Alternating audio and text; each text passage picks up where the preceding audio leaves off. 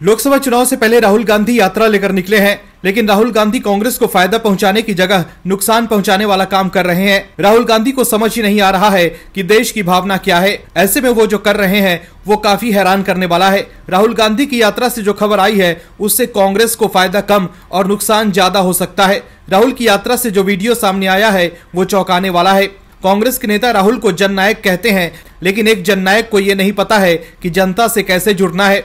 अयोध्या में भव्य राम मंदिर बनने से कांग्रेस की नींद उड़ गई है। राहुल को लग रहा है कि राम मंदिर का उद्घाटन और रामलला का प्राण प्रतिष्ठा पीएम मोदी और बीजेपी का कार्यक्रम था। रामलला के प्राण प्रतिष्ठा पर भी सवाल उठाकर राहुल ने बता दिया है कि कांग्रेस को सिर्फ एक खास वोट बैंक से मतलब है। कांग्रेस को राम मंदिर से कोई मतलब नहीं है, लेकिन विपक्ष अब बेनकाब हो गया है। राम मंदिर पर ऐसी खबर आई है जिससे विपक्ष के लिए बोलना मुश्किल हो गया है। वहीं राहुल गांधी की यात्रा से जो खबर आई है उससे कांग्रेस के नेता बुरी तरह से फंस गए हैं।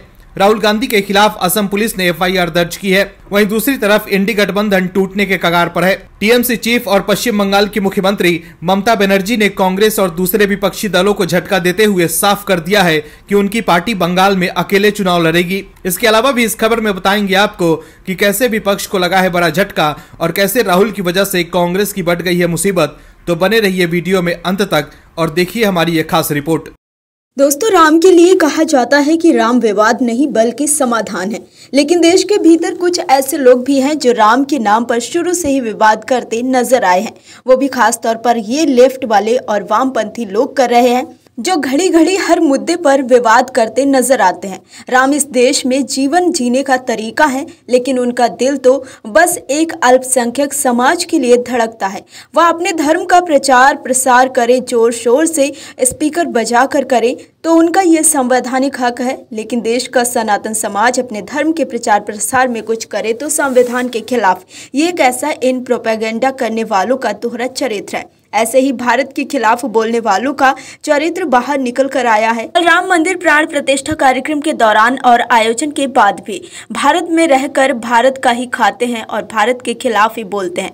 एक तरफ जहां राम मंदिर प्राण प्रतिष्ठा के अवसर पर संपूर्ण हिंदू समाज खुश नजर आ रहा है, वहीं एक गिरोह के कुछ ऐसे लोग भी हैं जिनके दुखों की कोई सीमा नहीं है। यहाँ तक कि सोशल मीडिया पर बाबरी जिंदा है हैशटैग के साथ ट्रेंड भी चलाया गया। वहीं राणा अय्यूब, अरफा खानम, शेरवानी व आयशी घोष जैसे ने अपने देश को ही मृत करार दिया।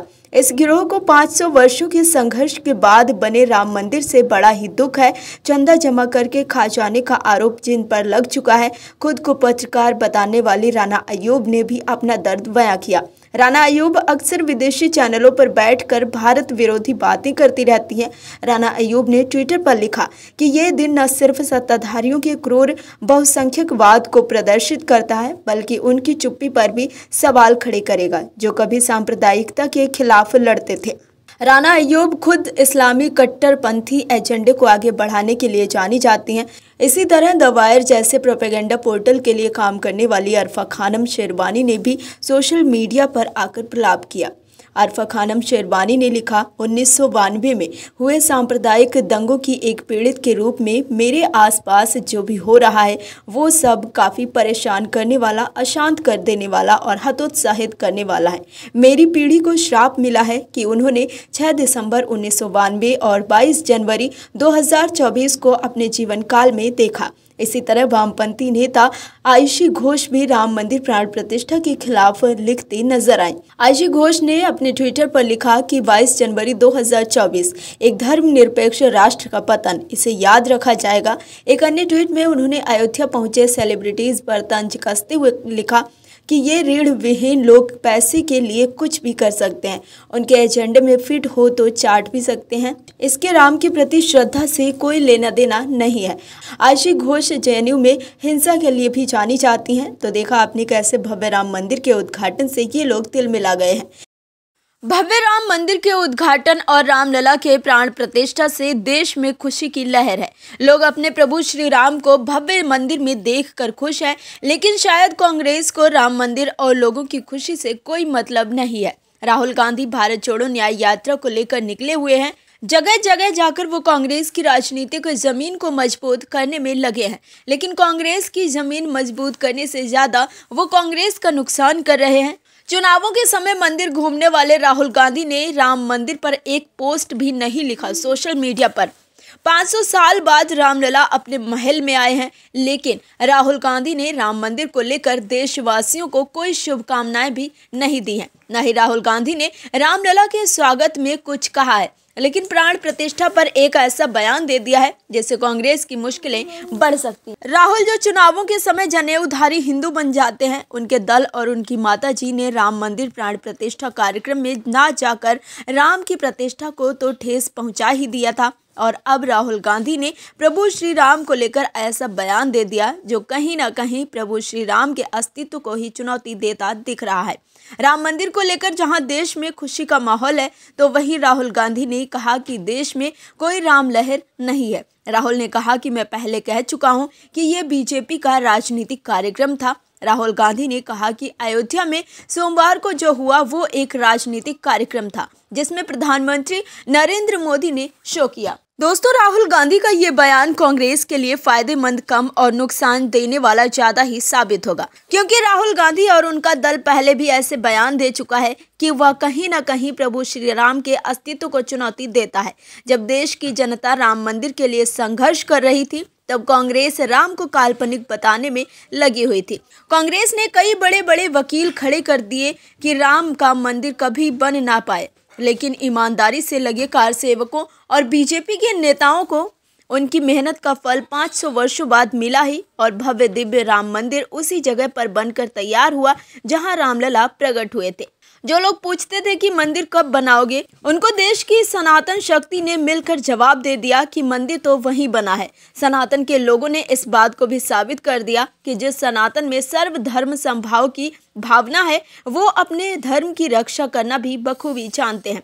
कांग्रेस के नेता कहते हैं कि राजीव गांधी ने राम मंदिर का ताला खुलवाया, लेकिन आपको बता दें कि वही कांग्रेस तुष्टीकरण की राजनीति में ऐसे उलझी हुई है कि उसे डर है कि अगर वो प्रभु श्री राम की तारीफ करेंगे तो कहीं मुस्लिम वोट बैंक उनके हाथ से ना खिसक जाए। इसीलिए कांग्रेस का कोई नेता राम के साथ खड़ा होने का जोखिम नहीं ले पा रहा है, क्योंकि कांग्रेस को पता है कि देश भर का एक बड़ा मुस्लिम वर्ग कांग्रेस को वोट करता है। कांग्रेस इसी डर के साथ राम के साथ खड़ी नहीं हो पा रही है और सिर्फ मुस्लिम वोट बैंक के सहारे सत्ता में आ नहीं सकती है। तो कांग्रेस के लिए आगे कुआं और पीछे खाई वाली स्थिति है, और रामलला के प्राण प्रतिष्ठा समारोह को राजनीतिक कार्यक्रम बताकर राहुल गांधी ने हिंदुओं को ठेस पहुंचाने का काम किया है। राहुल गांधी की यात्रा असम में एक्सपोज हो गई। असम के सीएम हेमंत बिस्वा शर्मा कांग्रेस को कहीं का नहीं छोड़ रही। शर्मा ने कांग्रेस को बेनकाब कर दिया। शर्मा ने वीडियो दिखाकर कांग्रेस को एक्सपोज कर दिया।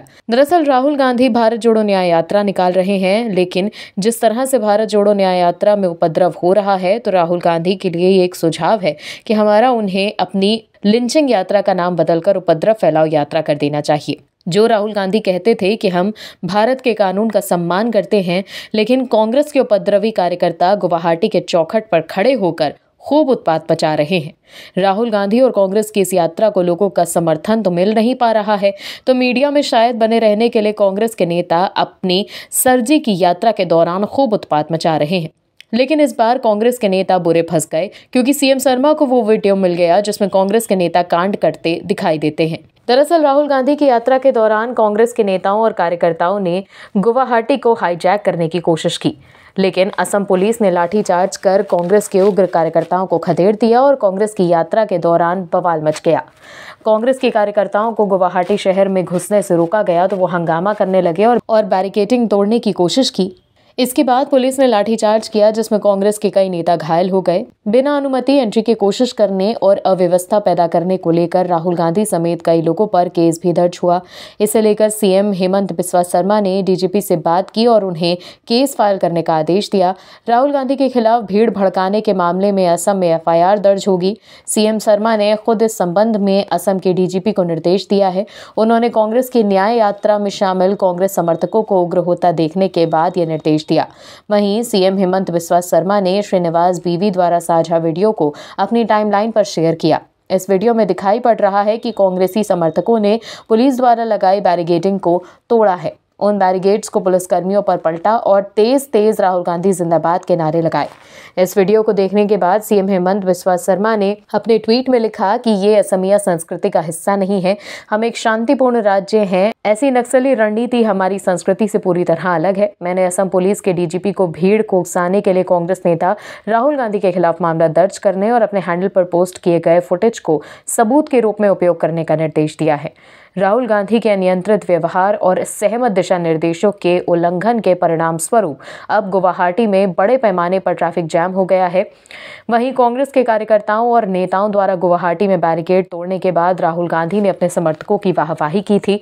राहुल ने अपने उग्र समर्थकों को बब्बर शेर कहा था और कहा था कि हम लोगों ने बैरिकेड तोड़ा है, कोई कानून नहीं। ऐसे में सीएम शर्मा ने कांग्रेसियों के इस वीडियो को सबूत मानकर राहुल गांधी और कांग्रेस के नेताओं के खिलाफ एक्शन का निर्देश दिया है। दोस्तों, पाकिस्तान को देखकर एक कहावत याद आ जाती है कि खुद के घर में लगे आग को बुझाने के लिए पानी नहीं है और दूसरों को पानी उधार देने की बात करते हैं।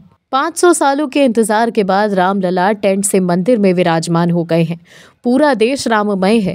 सोमवार को प्राण प्रतिष्ठा के बाद ऐसा लगा कि देश में फिर से दिवाली की रंगत लौट आई है और हर तरफ हर्ष का मौका है, लेकिन पाकिस्तान को तो मिर्ची लगती रहती है। भारत के बढ़ते प्रभाव से हमेशा ही पाकिस्तान कुंठा से ग्रसित रहता है। वो अपने इस आचरण को रामलला की प्राण प्रतिष्ठा के दिन भी त्याग नहीं पाया और तिल मिलाकर बौखला ही गया। रामलला की प्राण प्रतिष्ठा के दिन कंगाल पाकिस्तान जोर जोर से छाती पीटने लगा, लेकिन पाकिस्तान के कुछ ऐसे भी लोग हैं जिन्होंने प्रधानमंत्री मोदी की तारीफ की है। अयोध्या में राम मंदिर में भगवान रामलला की प्राण प्रतिष्ठा होने पर पाकिस्तान बौखलाया हुआ है। पड़ोसी देश ने इस पवित्र उत्सव की निंदा की। इसके साथ ही पाकिस्तान को अब नया डर सताने लगा है। पाकिस्तान के विदेश मंत्रालय ने कहा कि प्राण प्रतिष्ठा भारत के बढ़ते बहुसंख्यकवाद का संकेत है। पाकिस्तान के विदेश मंत्रालय ने एक बयान में कहा कि चरमपंथियों की भीड़ ने बाबरी मस्जिद को ढा दिया था। एसटी की रिपोर्ट के मुताबिक बयान में कहा गया कि दुर्भाग्य से भारत की सर्वोच्च न्यायपालिका ने न केवल इस घृणित कार्य के लिए जिम्मेदार अपराधियों को बरी कर दिया, बल्कि ध्वस्त मस्जिद के स्थान पर एक मंदिर के निर्माण की भी अनुमति दे दी। बयान में कहा गया कि पिछले 31 सालों का घटनाक्रम जिसकी वजह से आज का प्राण प्रतिष्ठा समारोह हुआ, वो भारत में बढ़ते बहुसंख्यकवाद का संकेत है। ये भारतीय मुसलमानों को सामाजिक, आर्थिक और राजनैतिक रूप से हाशिए पर धकेलने के लिए चल रहे प्रयासों का एक महत्वपूर्ण पहलू है। पाकिस्तान ने दावा किया है कि मस्जिद का मुद्दा भारत के लोकतंत्र पर एक धब्बा है। वहीं पाकिस्तान ने यह भी कहा है कि वाराणसी में ज्ञानवापी मस्जिद और मथुरा में शाही ईदगाह मस्जिद समेत मस्जिदों की एक बढ़ती हुई सूची है जो अपवित्र की जाने और विनाश के खतरे का सामना कर रही है। भव्य राम मंदिर बनने से पाकिस्तान तो तिलमिला गया है, लेकिन पाकिस्तान के लोग पीएम मोदी के मुरीद हो गए हैं। पाकिस्तानी मूल के अमेरिकी एक्सपर्ट कमर चीमा के कार्यक्रम में साजिद तरार ने भारत में हुए राम मंदिर के उद्घाटन को लेकर पीएम मोदी की जमकर तारीफ की। पाकिस्तानी मूल के एक्सपर्ट साजिद तरार ने पीएम नरेंद्र मोदी की तारीफ करते हुए कहा कि ये एक मंदिर का उद्घाटन नहीं है, बल्कि एक नए युग की शुरुआत है। ये हिंदू धर्म का वेटिकन बन सकता है। आपको बता दें, वेटिकन ईसाई धर्म के लिए बहुत महत्व रखता है। वो ईसाई धर्म के लिए सबसे पवित्र जगहों में से एक है। तो देखा आपने कैसे भव्य राम मंदिर के बनने से पाकिस्तान चिढ़ गया, लेकिन पाकिस्तानी एक्सपर्ट पीएम मोदी की तारीफ कर रहे हैं। दोस्तों, राम मंदिर बनने के दौरान विपक्षी नेता प्रोपेगेंडा फैला रहे थे कि राम मंदिर बनवाने से क्या होगा। विपक्ष के लोग राम मंदिर बनने की प्रक्रिया में कई तरह के रोड़े अटका रहे थे। विपक्ष की सोचने की क्षमता इतनी कम है कि वो पीएम मोदी की राजनीति को समझ ही नहीं पाते हैं। वो ये नहीं समझ पाते हैं कि पीएम मोदी राष्ट्र, धर्म और विकास का एक ऐसा मिश्रण तैयार करते हैं कि देश की रफ्तार विकास की पटरी पर और तेज हो जाती है। विपक्ष जिस राम मंदिर को जलन की नजर से देख रहा था, पीएम मोदी उसमें संभावनाएं, आस्था और विकास के नजर से देख रहे थे। लेकिन राम मंदिर पर सवाल उठाने वाले विपक्ष को स्टेट बैंक ऑफ इंडिया यानी एसबीआई ने बोलने लायक भी नहीं छोड़ा है। हालांकि विपक्ष ने लाख सवाल उठाया, पीएम मोदी ने अयोध्या जी में राम मंदिर के निर्माण में सहयोग देकर देश के रिलीजियस टूरिज्म को नई रफ्तार दे दी है। अकेले राम मंदिर ही राज्य और देश के खजाने में इतना टैक्स का पैसा डाल देगा कि वहां से अर्जित धन अकेले ही राज्य और देश की विकास परियोजना में ऐतिहासिक सहयोग देगा, जिस पर मुहर एसबीआई की रिपोर्ट ने भी लगा दी है। दरअसल उत्तर प्रदेश की अयोध्या नगरी में भगवान राम अपने जन्म स्थान पर विराजमान हो चुके हैं। ये शुभ घड़ी न सिर्फ भक्ति और अध्यात्म के लिहाज से बेहद अच्छी है, बल्कि ये उत्तर प्रदेश के विकास को नई ऊंचाइयों पर पहुंचाने की एक नई शुरुआत होगी। जी हाँ, स्टेट बैंक ऑफ इंडिया की एक रिपोर्ट जारी हुई है जिसमें बताया गया है कि आने वाले समय में अयोध्या का भव्य राम मंदिर उत्तर प्रदेश सरकार के लिए बेहद फायदेमंद होगा। अयोध्या से जुड़े पूरे धार्मिक आर्थिक तंत्र की वजह से यूपी सरकार को हर साल कम से कम 20 से 25 हजार करोड़ रुपए का फायदा होगा। एसबीआई की एक रिपोर्ट में दावा किया गया है कि अयोध्या में राम मंदिर पूरे होने और यूपी सरकार द्वारा पर्यटन को बढ़ावा देने के लिए किए गए कामों की वजह से वित्त वर्ष 2025 में 20 से 25 हजार करोड़ रुपए की ज्यादा कमाई हो सकती है। साल 2022 में उत्तर प्रदेश में आए घरेलू पर्यटकों की ओर से जो खर्च किया गया था वो 2.2 लाख करोड़ रुपए था। वहीं विदेशी पर्यटकों की ओर से 10,000 करोड़ रुपए खर्च किए गए थे। इस बार देखें तो यूपी सरकार के बजट में टैक्स कलेक्शन 2.5 लाख करोड़ रुपए तक पहुंच सकता है। बता दें कि यूपी ने पर्यटन के क्षेत्र में साल 2023 में सारे रिकॉर्ड तोड़ दिए थे, जहां साल 2021 की तुलना में साल 2023 में 200% ज्यादा पर्यटक आए थे, जिनकी संख्या 32 करोड़ से ज्यादा थी। तो वहीं विदेशी पर्यटकों की संख्या भी 2.21 करोड़ को पार कर गई थी। चूंकि अब अयोध्या में रामलला की प्राण प्रतिष्ठा के बाद आम भक्तों का आना शुरू हो जाएगा तो ये आंकड़ा बेहद तेजी से बढ़ेगा। एसबीआई की रिपोर्ट की माने तो साल 2028 तक भारत की अर्थव्यवस्था 5 ट्रिलियन की हो जाएगी। अकेले यूपी की जीडीपी 50 बिलियन डॉलर को पार कर सकेगी। ये देश के दूसरे किसी राज्य की तुलना में दूसरे नंबर की रहेगी। कहा जा रहा है कि अयोध्या के राम मंदिर और राज्य सरकार की अन्य पर्यटन योजनाओं के चलते यूपी सरकार को मोटी कमाई होगी। तो देखा आपने कैसे प्रभु श्री राम के आने से यूपी और देश को कैसे आर्थिक तौर पर फायदा होने जा रहा है। एसबीआई की यह रिपोर्ट विपक्ष के उन नेताओं को करारा जवाब है जो ये कह रहे थे कि मंदिर की जगह अस्पताल या स्कूल बनवाना चाहिए था। Bureau report OMH news. और भी वीडियोस देखने के लिए चैनल को सब्सक्राइब करें और बेल आइकन को दबाएं।